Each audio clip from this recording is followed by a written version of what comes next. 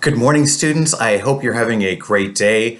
Sorry that we had some issues with the Little House in the Prairie, Little House in the Big Woods audiobook. I'll see if I can get that fixed later. But in the meantime, I did bring home some books that I can read to you for a listening to reading. And what I brought with me is I brought the Surprise Island Boxcar Children book. It's the second book in the series, one that Gertrude Chandler Warner actually wrote. If you remember, she wrote 19 original books, and this is number 2, right after the original Boxcar Children.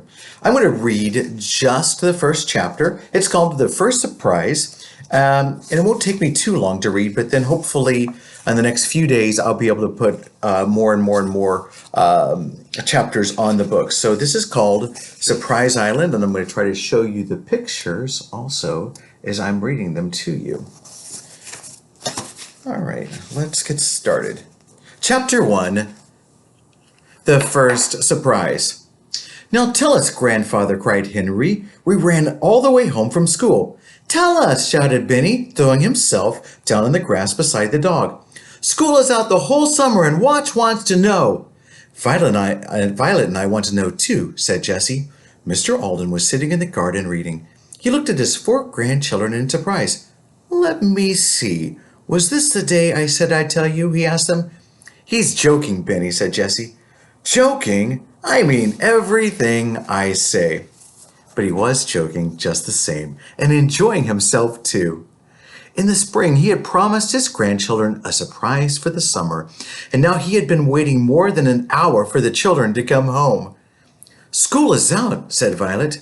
"We ran all the way home," shouted Benny. "Yes, so you said," said Mr. Alden very slowly. "You said the surprise was something you liked to do yourself when you were 15, Henry told him.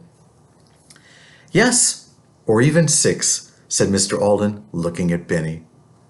"And you said you'd tell us the minute school was out, grandfather," said Benny. Mr. Alden laughed. "I certainly did," he replied, "and now I'm going to tell you." The 4 children looked at him.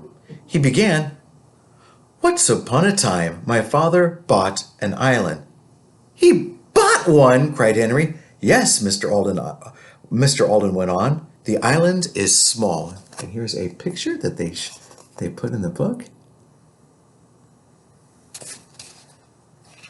"The island is small. There's nothing much on it except a small house, a barn, and a fisherman's hut. My father wanted a quiet place to keep his best horses, and old Captain Daniel, who runs the motorboat, lives in the fisherman's hut now. Let's all go down to the island and look it over. If you want to stay there all summer, you may." "Oh, grandfather," cried Jessie, "we would like it better than anything in the world. It will be just like the old boxcar days." "Couldn't Watch go too?" asked Benny with his hand on the dog's head. "Certainly. He would be lonesome without you." "Can we have a real stove and cook?" asked Violet. "You'll have to cook," replied Mr. Alden, "if you want to eat. I will give you some money for dishes and things, and you must tell me how much money you need, but don't make it too much." All the children laughed a little because even Benny knew that their grandfather had enough money to buy anything that they wanted. "Let's go now," said Benny suddenly. The 4 children jumped up so quickly that Mr. Alden threw back his head and laughed. "We will go in the car as far as the ocean," he said. "Then Captain Daniel will take us in the motorboat across to the island. We might stop and get Dr. Moore and his mother to come along and enjoy the fun. It's the doctor's day off." The children were delighted, for Dr. Moore and his mother were their best friends. Dr. Moore did not look at all surprised when they came. He helped his mother into the big car, and off they went toward the ocean. On the way, Jessie and Violet began to plan their housekeeping. "We have to buy bread and bottles of milk. Then we could live even if we didn't have anything else to eat."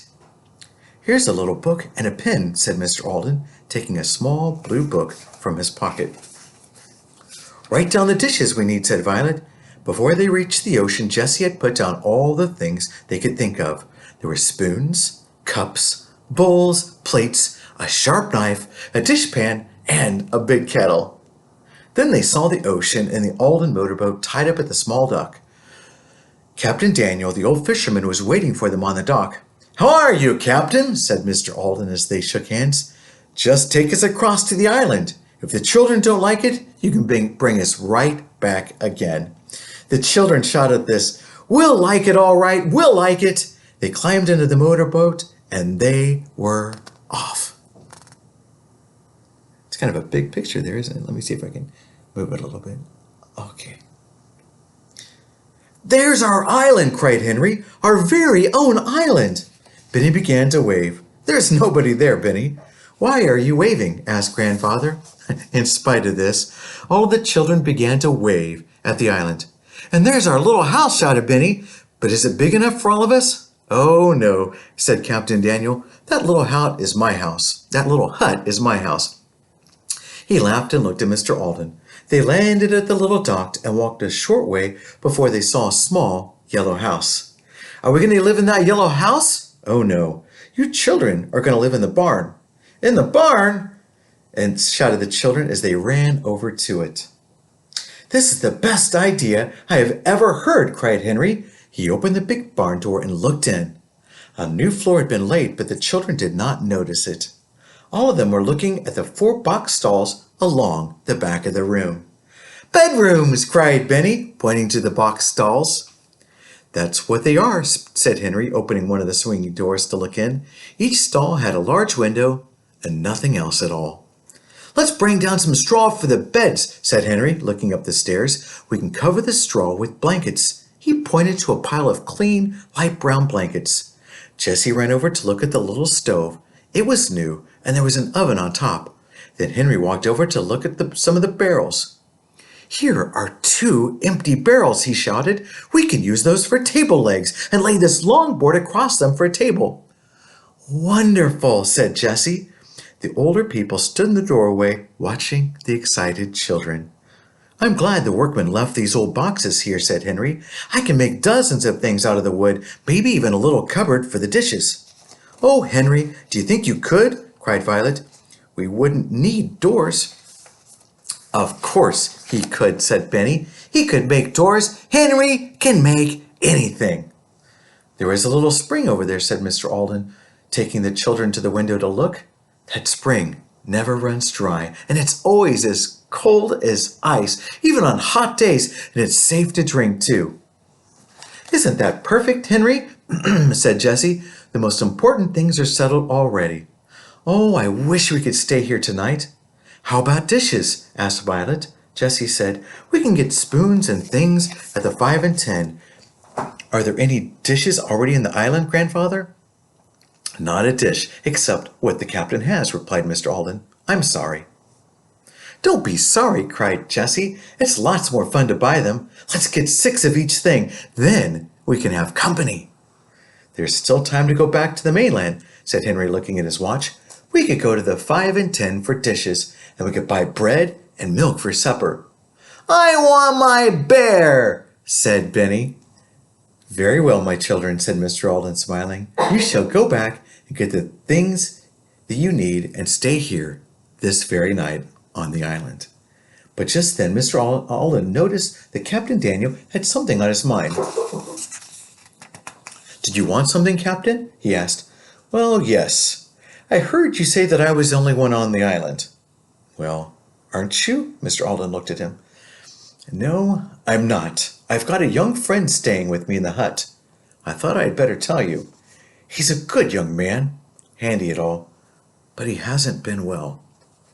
"What's the matter with him? Who is he?" asked Mr. Alden sharply, just as Captain Daniel knew that he would.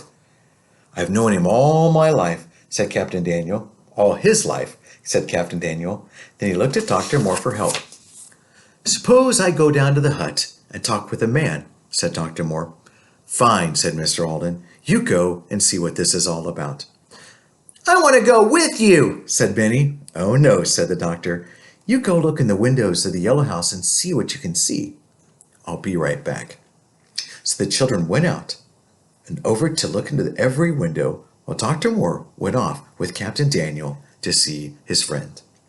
And that is the end of Chapter 1.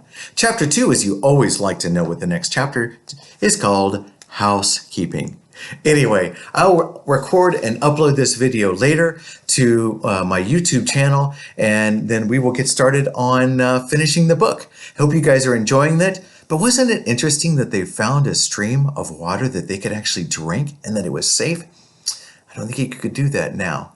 Anyway, I hope you guys are having a great day, and I'll see you guys soon.